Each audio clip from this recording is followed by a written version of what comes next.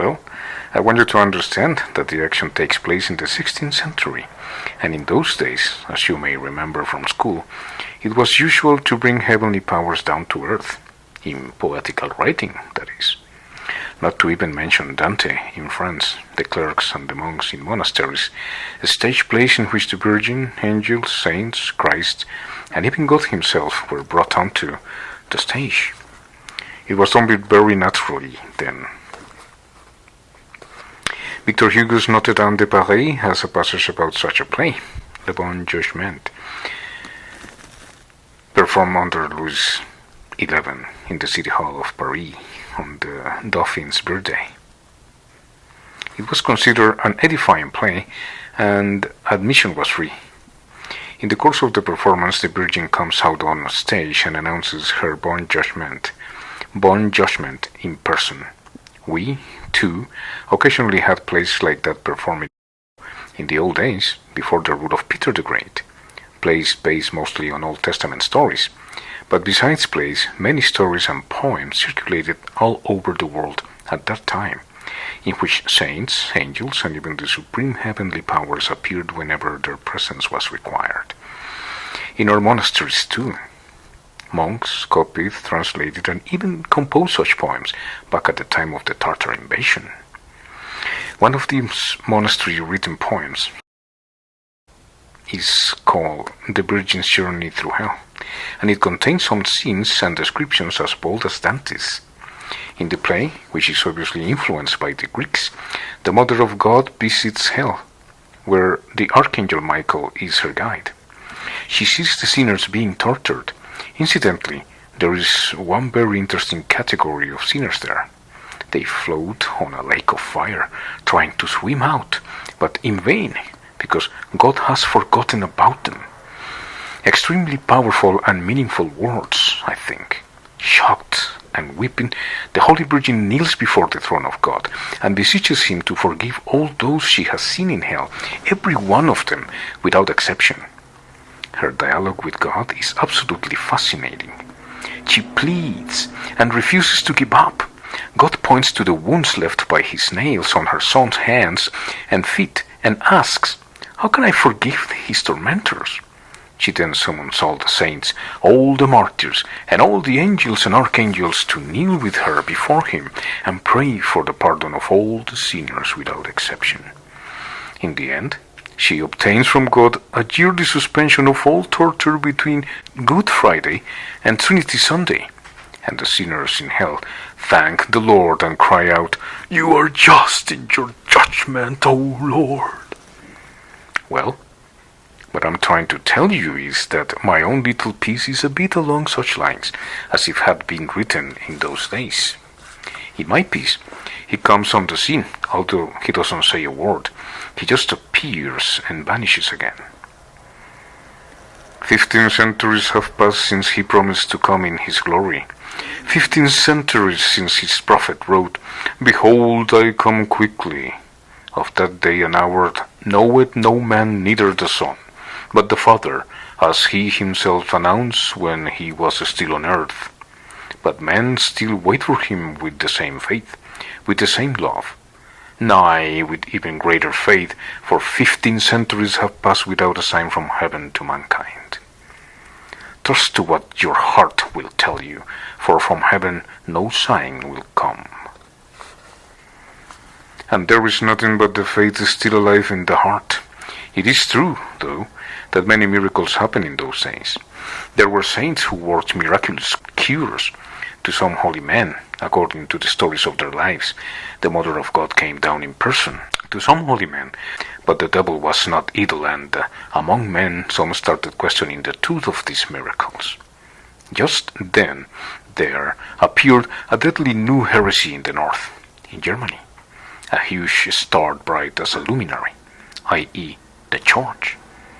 The Church fell upon the sources of the waters, and they became bitter. The heretics blasphemously dismissed miracles, but that only made the faith of those who still believe more ardent, and as of old, human tears rose up to him. People still awaited his coming and loved him, and men still placed their hopes in him and were prepared to suffer and die for him. For centuries, men have besieged him with faith and fervor. O Lord, our God, hasten your coming, and he, in his infinite mercy, had come down to them.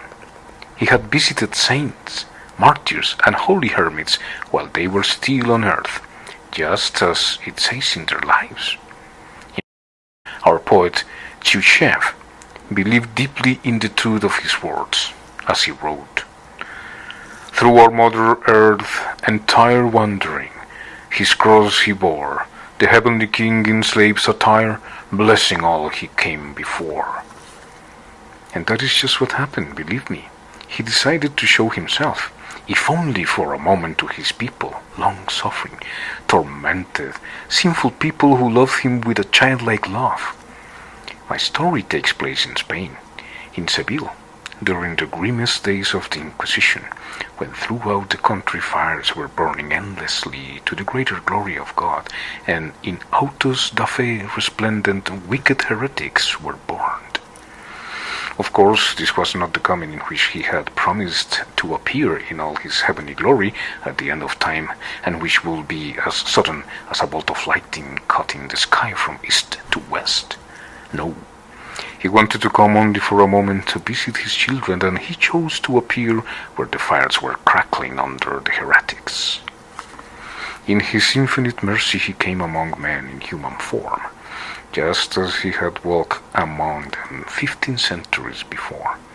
He came down to that sun-backed southern city the day after nearly 100 heretics had been burned all at once at Majorem Gloriam Dei, in a resplendent auto da fe by the order of the Cardinal, the Grand Inquisitor, and in presence of the King, the royal court, knights, beautiful ladies in waiting, and the entire population of Seville. He came unobserved and moved about silently, but, strangely enough, those who saw him recognized him at once. This might perhaps be the best part of my poem. I mean, if I could explain what made them recognize him. People are drawn to him by an irresistible force. They gather around him, follow him, and soon there is a crowd. He walks among them in silence, a gentle smile of infinite compassion on his lips. The sun of love burns in his heart. Light, understanding, and spiritual power flow from his eyes and sets people's hearts vibrating with love for him. He holds his hands out to them, blesses them, and just from touching him, or even his clothes, comes a higher and healing power. An old man who has been blind from childhood suddenly cries out to him, "Cure me, O Lord, so that I may see you too." And it is as if scales had fallen from his eyes, and the blind man sees him. People weep and kiss the ground on which he walks. Children scatter flowers in his path and cry out to him, "Hosanna, Hosanna, it is he himself." People keep saying, "Who else could it be?" He stops on the steps of the Cathedral of Seville at a moment when a small white coffin is carried into the church by weeping bearers. In it lies a girl of 7, the only daughter of a prominent man. She lies there amidst flowers. "He will raise you, child, from the dead," people shout to the weeping mother. The priest, who has come out of the cathedral to meet the procession, looks perplexed and frowns. But now the mother of the dead child throws herself at his feet, wailing, "If it is truly you, give me back my child." And she stretches out her hands to him. The procession stops. They put the coffin down at his feet. He looks down with compassion. His lips form the words, "Talita Kumi," "Arise, maiden." And the maiden arises. The little girl sits up in her coffin, opens her little eyes, looks around in surprise and smiles. She holds the white roses that had been placed in her hand when they had laid her in the coffin. There is confusion among the people, shouting and weeping. just at that moment, the Cardinal, the Grand Inquisitor himself, crosses the cathedral square. He's a man of almost 90, tall and erect. His face is drawn, his eyes are sunken, but they still glow as though a spark smoldered in them. Oh, now he's not wearing his magnificent cardinal's robes in which he paraded before the crowds the day before, when they were burning the enemies of the Roman Church. No, today he's wearing just the coarse cassock of an ordinary monk. He's followed by his grisly assistants, his slaves, his holy guard.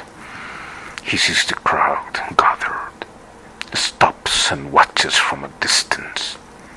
He sees everything, the placing of the coffin at his feet and the girl rising from it. His face darkens. He knits his thick white brows.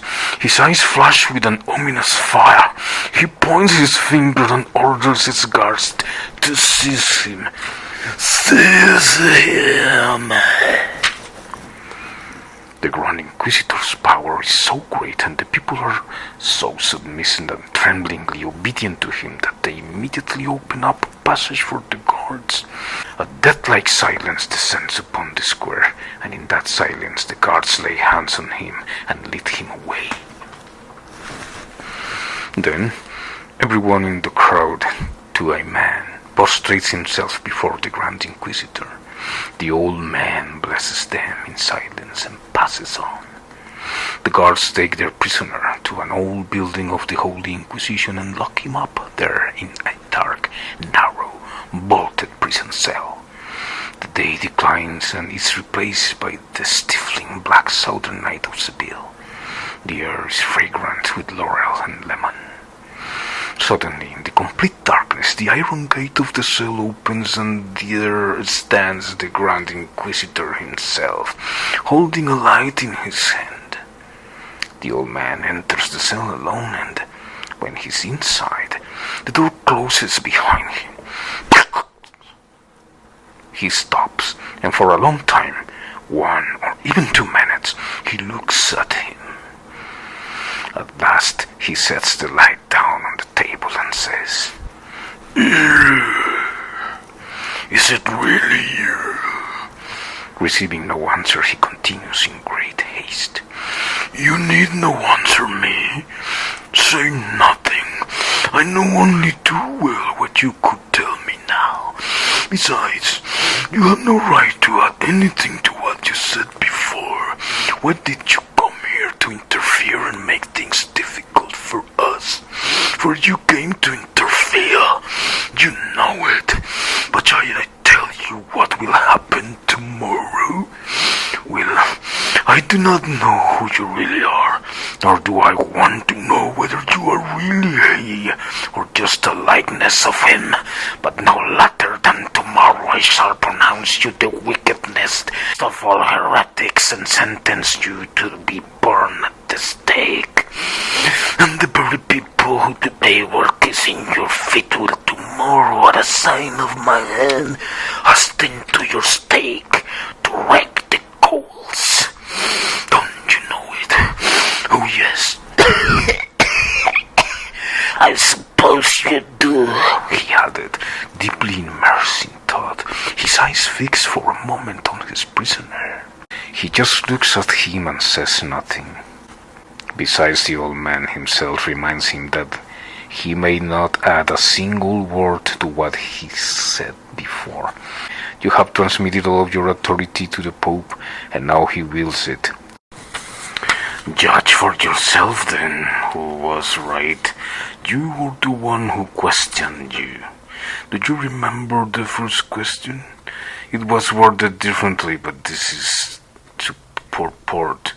You wanted to come into the world, and you came empty-handed, with nothing but some vague promise of freedom, which in their simple-mindedness and irresponsibility men cannot even conceive, and which they fear and dread, for there has never been anything more difficult for man and for human society to bear than freedom. And now, Do you see those stones in the parched and barren desert? Turn them into loaves of bread, and men will follow you like cattle, grateful and docile, although constantly fearful lest you withdraw your hand and they lose your loaves. But you did not want to deprive man of freedom, and you rejected this suggestion, for you thought, what sort of freedom would they have if their obedience was bought with bread? You reply that man does not live by bread alone. But do you know that for the sake of that early bread, the spirit of the earth will rise up against you, will confront and conquer you, and they will all follow him shouting, "Who is there to match the beast who has brought us fire from heaven?"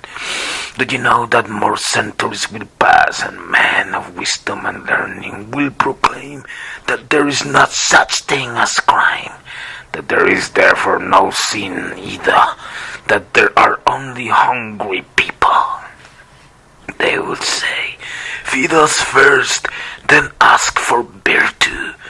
That will be the motto on the banners of those who will oppose you, of those who will raise your temple and build it in its place a new terrifying Tower of Babel.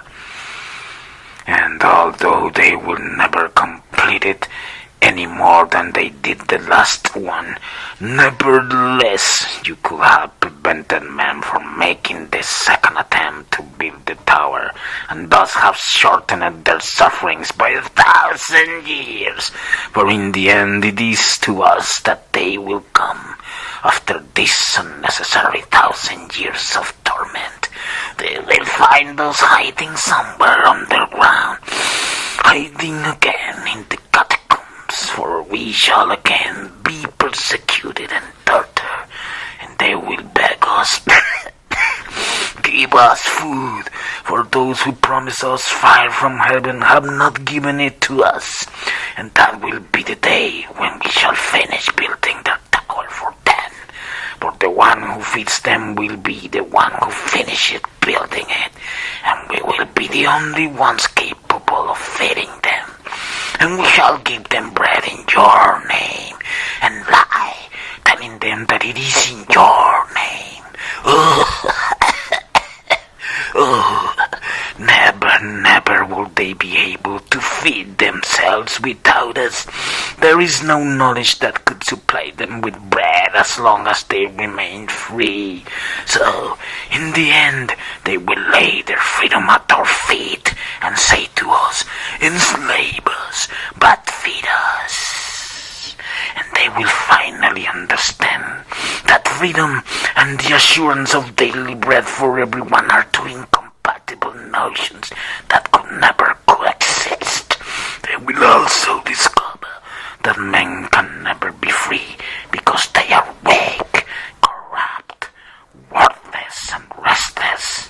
You promised them heavenly bread, but I repeat, how can that bread compete against earthly bread in dealing with the weak, with the ungrateful, with the permanently corrupt human species?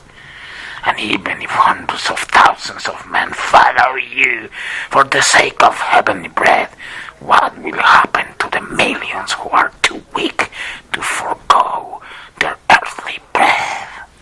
Or is it only the thousands of the strong and mighty who are dear to your heart, while the millions of others, the weak ones who love you too, weak as they are, and who are as numerous as the grains of sand on the beach, are to serve as material for the strong and mighty? But we are concerned with the weak too. They are corrupt and undisciplined. But in the end, they will be obedient ones. They will marvel at us. They will marvel at us and worship us like gods, because by becoming their masters, we have accepted the burden of freedom that they were too frightened to face, just because we have agreed to rule over them. That is how terrifying freedom will have become to them finally. We shall tell them, though, we are loyal to you, and that we rule over them in your name, we shall be lying, because we do not intend to allow you to come back. And it is in this deception that our suffering will consist, because we will have to lie. So this is the meaning of the first question you were asking the desert. And this is what you rejected in the name of freedom that you put above all else. And yet, that question contains one of the great mysteries on which our world is founded. Had you been willing to give them bread, you will have satisfied the eternal craving of both individual man and human society as a whole, to have someone to worship. There is nothing a free man is so anxious to do as to find something to worship.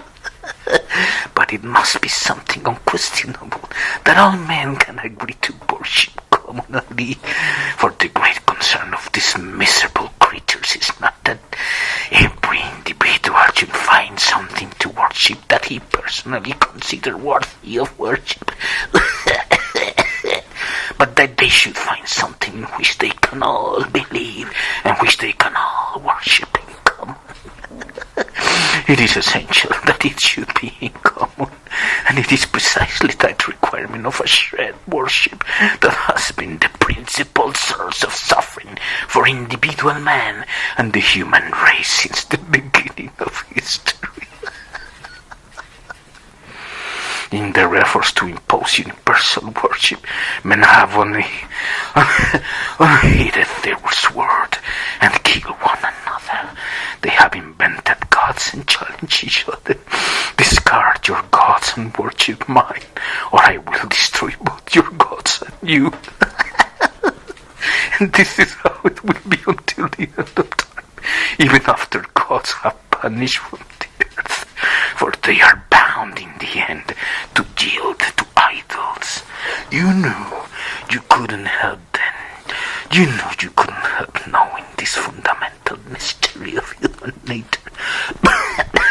Knowing it, you nevertheless spurned the only banner that was offered to you. That would made them follow you and worship you without a murmur, the banner of earthly breath. But you chose to reject it in the name of freedom, in the name of spiritual breath. And look what you did after that, again in the name of freedom.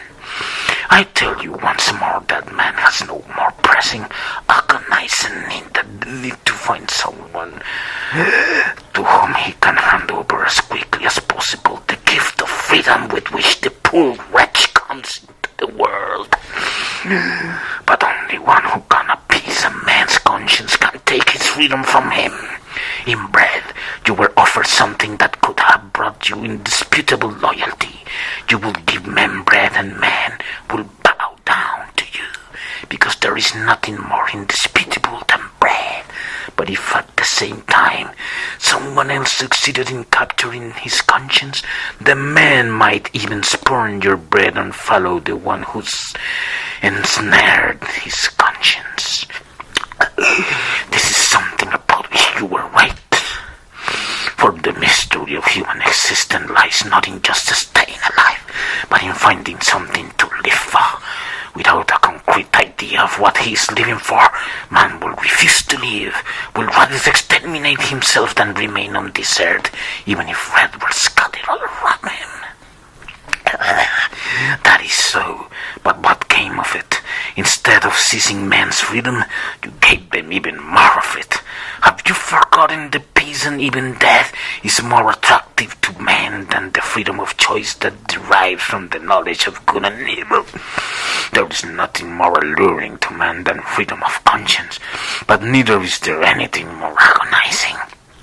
And yet, instead of giving them something tangible to calm their conscience forever, you came to them with words that were unfamiliar, vague, and indefinite. You offered them something that was quite beyond them. It even looked as if you didn't love them, you who came to give them your life instead instead of ridding men of their freedom, you increase their freedom, and you impose everlasting torment on man's soul. You wanted to gain man's love so that they will follow you of his own free will, fascinated and captivated by you. In place of the clear and rigid ancient law, you made man decide about good and evil for himself, with no other guidance than your example. But did it ever occur to you that man will disregard your example, even question it as well as your truth, when he was subjected to us to so fearful a burden as freedom of choice? In the end, they will show that you did not bring them the truth, because it is impossible to have left them in greater confusion and mystery than you did, leaving them with so many anxieties and unsolved problems. You see, then you yourself sowed the seeds of destruction for your own kingdom, and no one else is to blame. And think now, was this the best that you could offer them? There are three forces, only three on this earth, that can overcome and capture once and for all the conscience of these feeble, undisciplined creatures, so as to give them happiness. These forces are miracle, mystery, and authority. But you rejected the first, the second, and the third of these forces, and set up your rejection as an example to them. When the wise and readed spirit placed you on the pinnacle of the temple and said, "If you will know whether you are the Son of God, then cast yourself down, for it's written, the angels shall hold him up lest he fall and bruise himself. And you shall know then whether you are the Son of God, and shall prove how great is your faith in your Father." You heard him out, then rejected his advice, withstood the temptation, and did not plunge from the pinnacle. Oh, of course, you acted proudly and magnificently. Indeed, you acted like God. But can you expect as much of men of that weak, undisciplined, and wretched tribe, who are certainly no gods? Oh, you know very well at that moment that if you had made the cyclist the slightest move to jump, you would have tempted God, probing your hand, lost your faith in him, and you would have been smashed against the earth that you had come to save, and would thus have gotten the wise spirit who was tempting you. But again, how many are there like you? Could you possibly imagine even for 1 second that men will be able to withstand such temptation? Is human nature such that it can reject a miracle when confronted with the most frightening choices, the most heartbreaking dilemmas, and remain facing them with nothing but freedom of choice? And you know only too well that your act will be recorded in books, that it will reach the remotest corners of the earth and be passed on down to the end of time.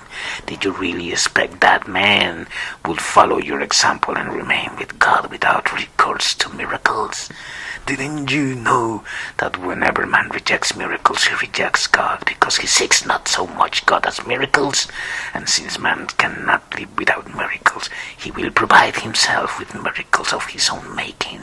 He will believe in witchcraft and sorcery, even though he may otherwise be a heretic, an atheist, and a rebel. You did not come down from the cross when they shouted, taunting and challenging you.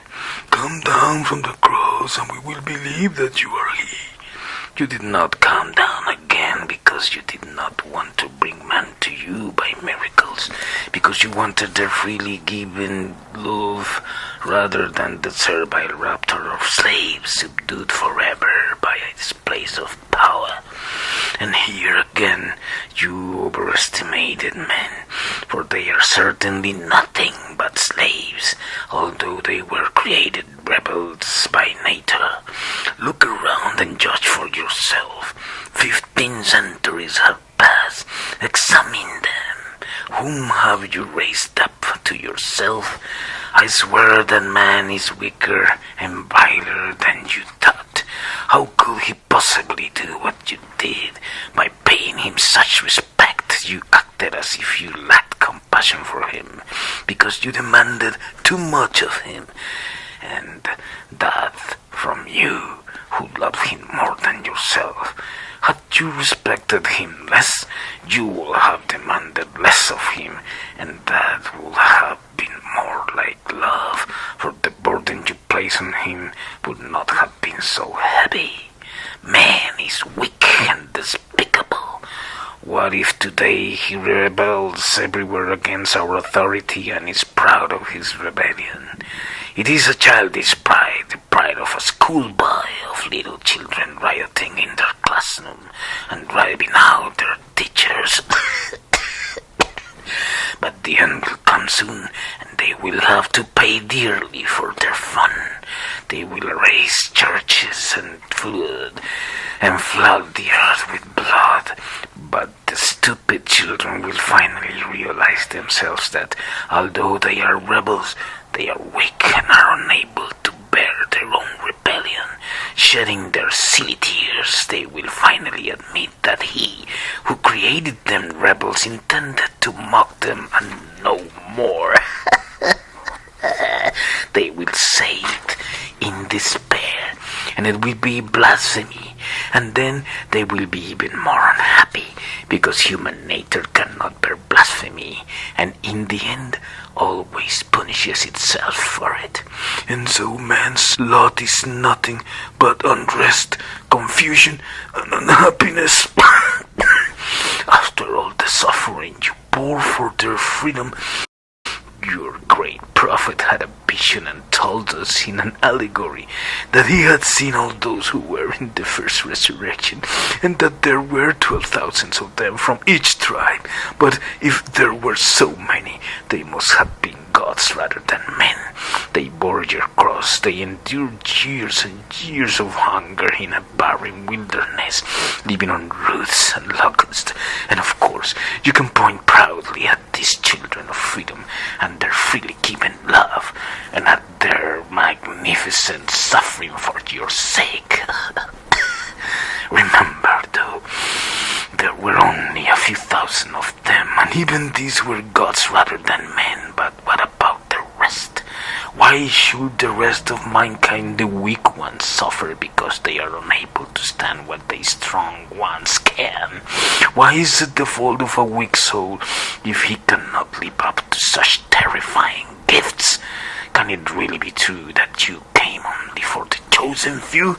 If that is so, it is a mystery that we cannot understand. And if it is a mystery, we have the right to preach to men that what matters is not freedom of choice or love, but a mystery that he must worship blindly, even at the expense of his conscience. And that is exactly what we have done. We have corrected your work and have now founded on miracle, mystery, and authority. And men rejoice at being led like cattle again, with the terrible gift of freedom that brought them so much suffering removed from them. Tell me, were we right in preaching and acting as we did? Was it not our love for men that made us resign ourselves to the idea of their impotence and lovingly try to lighten the burden of their responsibility, even allowing their weak nature to sin, but with our permission? Why have you come to interfere with our work?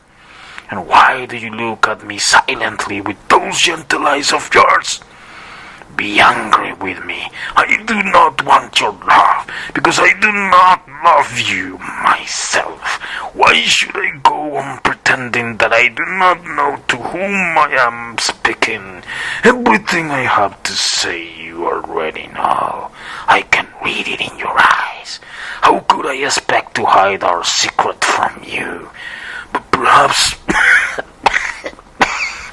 you want to hear it from my own lips. Listen then, we are not with you, we are with him, and that is our secret, our mystery. We have been with him and not with you for a long time, for 8 centuries already.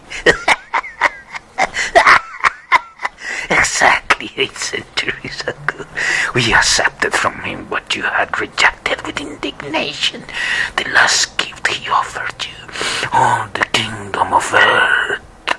We accepted Rome and Caesar's sword from him, and we proclaim ourselves the sole rulers of the earth, although to this day we have not yet succeeded in bringing our work to final completion. But you know who is to blame for that. Our work is only beginning, but at least it has begun. And although its completion is still a long way off, and the earth will have to face much suffering until then, in the end we shall prevail. We will be Caesars, and then we shall devise a plan for universal happiness. But you could have taken Caesar's sword when you came the first time. Why did you reject that last gift? Had you accepted the third offering of the mighty spirit, you would have fulfilled man's greatest need on earth. That is, the need to find someone to worship, someone who can relieve him of the burden of his conscience, thus enabling him finally to unite into a harmonious anthill, where there are no dissenting voices, for the unquenchable thirst for universal unity is the third and last ordeal of man. Men have always striven for the organized into a universal whole. Yeah, to be organized into a universal whole. There have been many great nations with a glorious past history, but the higher the stage of development they reached, the greater was their discontent, because they became more and more obsessed with the need for universal unification. The great conquerors, the Tamerlanes, and the Genghis Khans, who swept like whirlwinds across the earth, striving to subdue the whole world, were also, even if they were unaware of its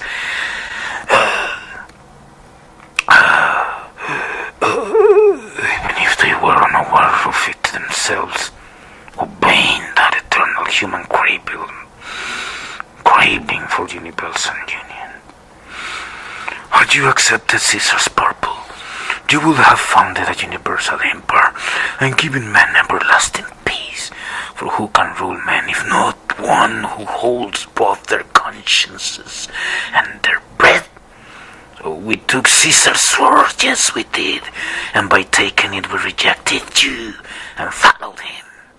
Oh, there will still be centuries of chaos in which men will be guided by their own unbridled thinking, by their science, and by their cannibal instincts for science. They started building their Tower of Babel without us. They will end up devouring each other, but it will be just at that moment that the beast will crawl to us, lick our feet, and spatter them with tears of blood, and we shall saddle and mount the beast and rise the cup on which the word mystery is engraved. Then and only then will the reign of peace and happiness come to men. You pride yourself on your chosen ones. You have only this chosen, while we will bring peace of mind to all men. And that is not all. How many of those strong enough to be among the chosen have already or will in the future take their mighty minds and ardent hearts away from you and give them to some other cause, in the end raising their free banner against you? Yet you were the one who gave them that banner. Under us it will be different. Under us they will all be happy. Under us they will not rise in rebellion and kill one another all the world over, as they are doing now with the freedom you gave them. Oh, we will convince them that they will only be free when they have surrendered their freedom and submitted to us, and that will be the truth. Will it not? Or do you think we will be deceiving them? They will find out for themselves that we are right, for they will remember the horrors of chaos and enslavement that your freedom brought them. Freedom, free thinking, and science will lead men into such confusion and confront them with such dilemmas and insoluble riddles that the fierce and rebellious will destroy one another. Others who are rebellious but weaker will destroy themselves, while the weakest and most miserable will crawl to our feet and cry out to us, "Yes, yes, you were right. You alone possessed his secret, and we have come back to you. Save us from ourselves." And when they receive bread from us, they will be clearly aware that it is bread they have earned with their own hands. The same bread we took away from them, that we performed no miracles but turning stones into bread, and yet the fact that they receive it from our hands will make them happier than the bread itself.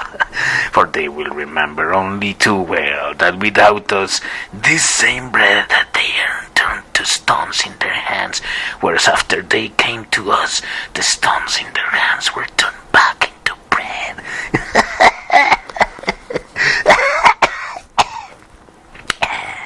They will value all too highly the advantages to be derived from submitting to us once and for all. And as long as men do not understand this, they will be unhappy. Now tell me, who is most to blame for their failure to understand? Who was it who broke up the human herd and sent men along innumerable unexplored paths? The herd will be gathered together and tamed again, however, and this time for good. And then we shall give them tranquil, humble happiness suitable for such weak creatures. Oh, we shall have to convince them finally that they must not be proud, for by overestimating them, you instill pride in them. We shall prove to them that they are nothing but weak, pathetic children, but that a child's happiness is the sweetest of all. They will grow timid and cling to us in fear, like chicks to a hen. They will admire us, be terrified of us, and be proud of the strength and wisdom that enabled us to subdue a turbulent herd of many millions. They will tremble abjectly before our wrath. They will become timorous.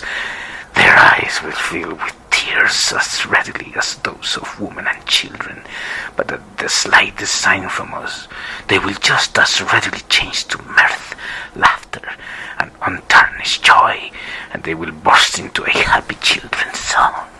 Yes, yes, we shall force them to work, but in their leisure hours we shall organize their lives into a children's game in which they will sing children's songs together and perform innocent dances. Oh, we shall allow them to sing too, for weak and defenseless as they are, they will love us like children if we allow them to sing.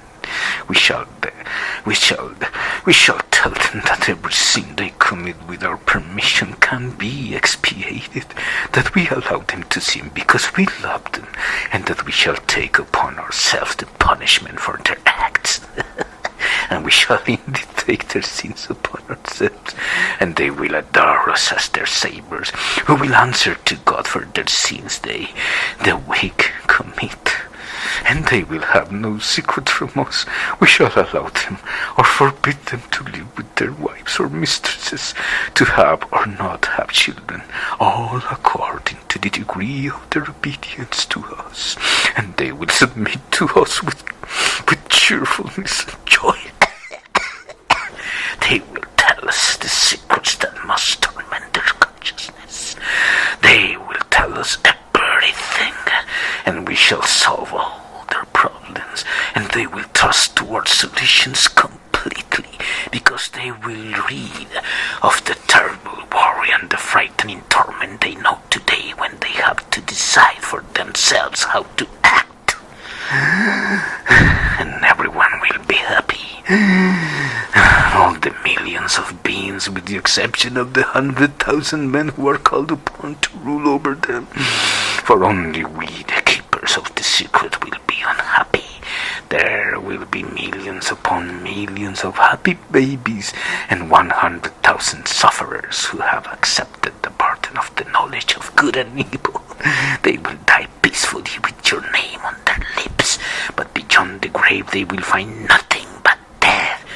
But we shall keep the secret, and for their own happiness we shall dangle before them the reward of eternal heavenly bliss. For we know that even there is something in the other world. It is certainly not for such as they. They say and prophesy that you will come again with your proud, strong, chosen ones, and that you will be triumphant. But our answer will be that those around you have saved only themselves, whereas we have saved all mankind.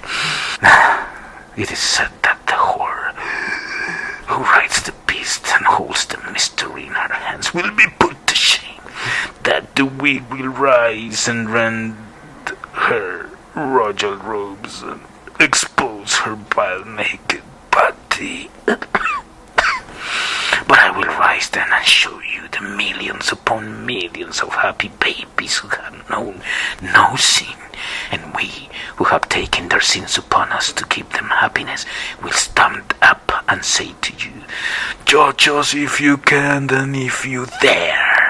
Know that I am not afraid of you. Know that I, too, live in the wilderness, fed upon roots and locusts, that I, too, bless the freedom which you bestowed upon men, and that I, too, was prepared to take my place among the strong chosen ones, aspiring to be counted among them. But I came to my senses and refused to serve a mad cause. I turned away and joined those who were endeavoring to correct your work. I turned proud and turned to the meek for the happiness of the meek. What I have told you will happen, then our kingdom will come. I repeat, tomorrow. You will see obedient herds at the first sign from me. Hurry to heap coals on the fire beneath the stake at which I shall have you burned, because by coming here you have made our task more difficult. For if anyone has ever deserved our fire, it is you, and I shall have you burned tomorrow.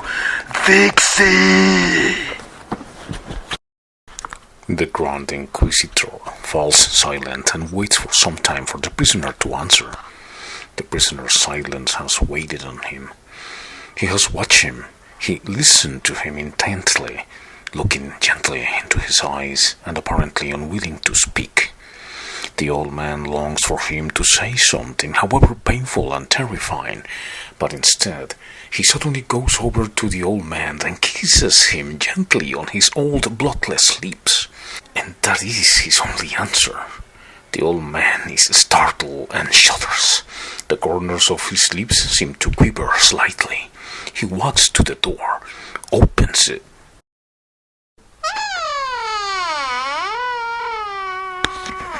and says to him, Go now, and do not come back, ever. You must never come again. and he lets the prisoner out into the dark streets of the city. The prisoner leaves. The kiss glows in his heart, but the old man sticks to his old idea.